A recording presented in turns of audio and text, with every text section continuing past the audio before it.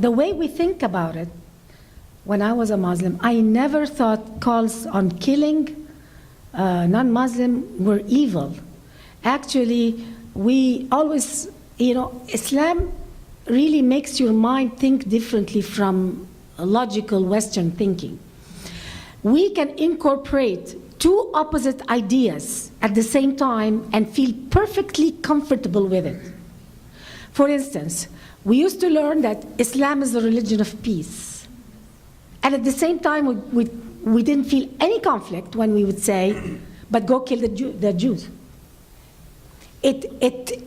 We never thought about it as it conflicts the value system of logic. By going back to your question, how is this religion of peace if you're out to kill people? The logic is that I'm out to kill them to create peace because they're so, they're not cooperating.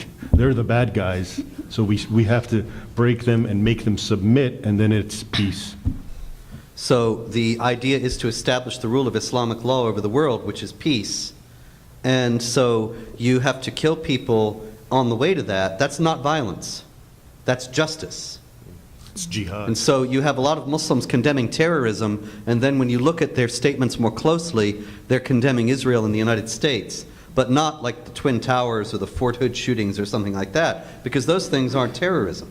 They're justice. If the law of the land is Islamic, we respect the law of the land. What if it's not Islamic? If it's not Islamic, then the law of the land and those who make it can go to hell, quite honestly, because Allah said in the Quran. In Sharia, the definition of slander is telling something about someone that they don't want known. It could be true, but if they don't want it known and you tell it, that's slandering. So see, when I write a book about Muhammad and say this is what they say Muhammad said and did, that's slandering Muhammad, because they don't want Westerners to know those things, even if they're all true. So for instance, I'll see a program of an Islamic cleric saying it's okay to marry a girl. It really doesn't matter her age. Now, they've concluded 6 or 9 is not the point, her age. The point is, can she bear the weight of the man? Therefore, if a 5-year-old is a strong girl and can, then that's okay. And he'll say it, and he's proud of it, and he'll evoke the Prophet of Islam, okay? And there's no problem with that. He's a great sheikh. But if I say it, I'm saying it with a bit of criticism. We're both stating the same thing, but it's exactly why am I saying it? I'm saying it to be critical. He's saying it and he's supporting it. For instance, Muhammad he used to tell people that the urine of the camel and his own urine would cure diseases. Muhammad's urine, okay, that's in some hadith. And today in Egypt, because they're becoming so Islamist, there is a clinic that opened to sell camel urine because Muhammad said so. If I laugh at it and write an article criticizing it, I'm saying doing slander against Islam, even though they're doing it. So they are ashamed. I mean, come on, let's face it. What kind of religion, kills people who insult them? They must really don't have enough confidence in themselves. Islam is a religion that has the least confidence in itself, and that's why any little criticism rocks them. I mean, it goes crazy, because they cannot answer you logically.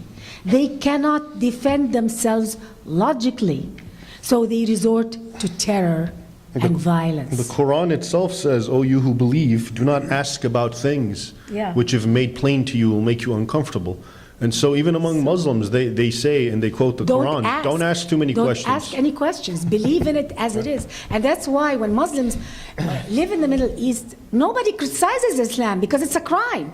But we come to America here, and suddenly Americans are asking us questions, very innocent questions, and we're just like, oh my God, how dare they ask us this question? We've never been asked this question in the Muslim world. You must hate Islam. You must be hating Islam. You're supposed to accept what we tell you as is. You know, for Muslims, you cannot hesitate. You have to accept every letter, every word in this story. And that's why I left the religion. But even their golden age is full of bloodshed and killing and destruction. And one final hadith, Muhammad himself said, in the end times there will be, I forget the number, something like 99 Islamic sects. And 72 Islamic 72. And 71 will go to hell because only one's right. So every don't know which sect one. thinks the other one is an infidel that should go to hell. Arab culture is a culture of pride and shame. That's how they get you, by shaming you to death when you're a child, and then putting you high up on a pedestal when you're a child if you say, I hate Jews.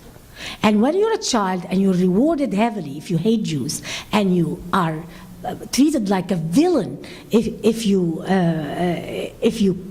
just say the slightest question about Islam, then you bring up a generation that will accept oppression. We're very close to this. People don't realize how close we are. We're very close because the Muhammad movie. We are not going to be Just a second. alive. The Muhammad movie actually, there were calls in the Los Angeles Times and in the New York Daily News and in other major newspapers, calls for restrictions on the freedom of speech to make it impossible for such a movie to be made. Yeah. And that's absolutely abominable, that not only is it coming from the top, but coming from the mainstream media as well. And I don't see how the freedom of speech is going to survive unless there is some major movement against this now.